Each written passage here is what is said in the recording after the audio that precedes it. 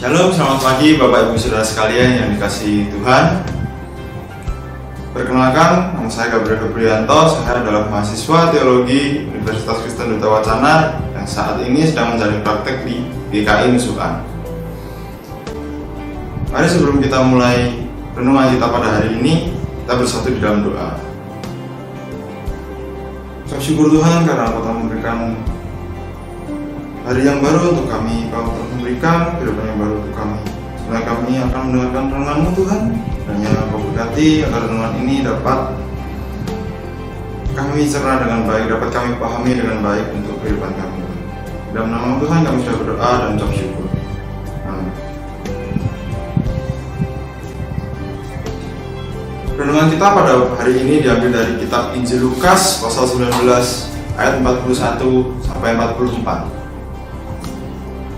Lukas pasal 19 ayat 41 sampai 44. Dan ketika Yesus telah dekat dan melihat kota itu, Ia menangisinya.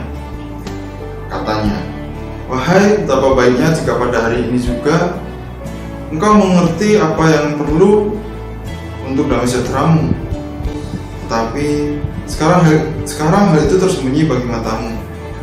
Sebab akan datang harinya bahwa musuhmu akan mengelilingi engkau dengan kuku, lalu mengepung engkau dan menghimpit engkau dari segala jurusan.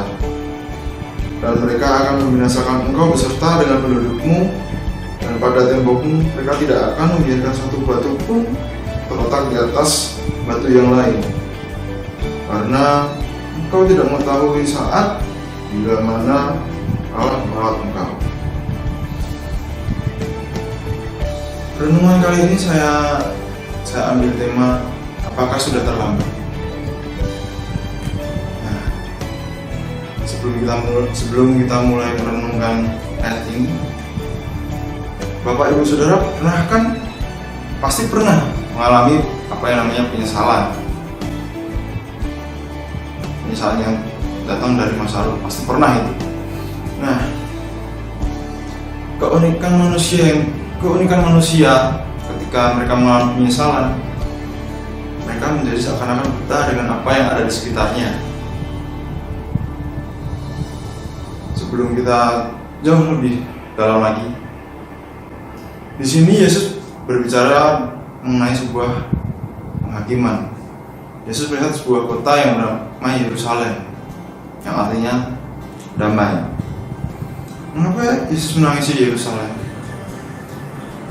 Yerusalem yang dulunya adalah kota Daud, yang dulunya adalah kota yang suci, sekarang ini dalamnya pun ada tembok ketika zaman Yesus hidup. Tembok yang memisahkan antara bagian utara dan bagian selatan, bagian kota Daud dan bagian yang lainnya. Kota yang seharusnya kota suci, kota damai, akhirnya diduduki oleh penjajah. Yesus menangisi kota itu dan rasa kasihan. Itu sedikit. Mari kita lanjutkan untuk ke pengambilan sedikit informasi tadi, mungkin akan membantu penggambaran ilustrasi nanti. Apa yang perlu kita upayakan untuk damai sejahtera? Apa yang perlu kita upayakan untuk kehidupan kita? Kita seakan-akan tidak melihatnya kembali karena tertutup penyesalan. Seperti apa sih penyesalan itu? Seperti apa sih kita tertutup untuk dapat melihat itu? Saya punya seorang teman, kami sahabat dekat sekali. Ketika kami bersekolah di bangku SMK, suatu hari teman saya ini bertengkar dengan kedua orang tuanya karena perbedaan pendapat. Teman saya ingin dia kerja, mengingat bahwa orang tuanya adalah orang yang tidak mampu, tapi orang tua teman saya ini menginginkan teman saya untuk ikut kuliah. Tentunya kan anak muda pasti melihat orang tuanya mereka ketika sudah pada masanya, sudah waktunya untuk anak muda ini yang kembali menafkahi orang tuanya karena sudah dewasa, sudah dia bekerja. Tapi kenapa dia memilih untuk kerja? Karena itulah dia melihat ke dalam kedua orang tuanya. Tapi orang tuanya menginginkan dia kuliah. Orang tuanya melihat bahwa masa depan anak ini masih tinggi, masih jauh. Tapi bagaimana caranya anak ini bisa kuliah dengan keluarga yang berkecukupan? Bahkan mungkin untuk membiayai anak ini masuk ke bangku kuliah tidak bisa. Mengingat hal itu, anak ini, teman saya ini merasa undur diri dan akhirnya memilih bekerja saja. Seiring berjalannya waktu, anak ini pun merasa menyesal karena kenapa dulu dia nggak ikut kuliah aja, nggak ambil kuliah aja. Dia lebih memilih bekerja, dan akhirnya di pekerjaan yang satu dia mendapatkan hasil yang tak sesuai dengan apa yang diharapkan, tak sesuai apa yang dibicarakan waktu interview kerja. Di pekerjaan yang lain juga dia diperlakukan tidak manusiawi. Yang kerja yang tinggi dengan upah yang sangat minim dan biaya konsumsi pun tidak diberikan. Dia menyesal, akhirnya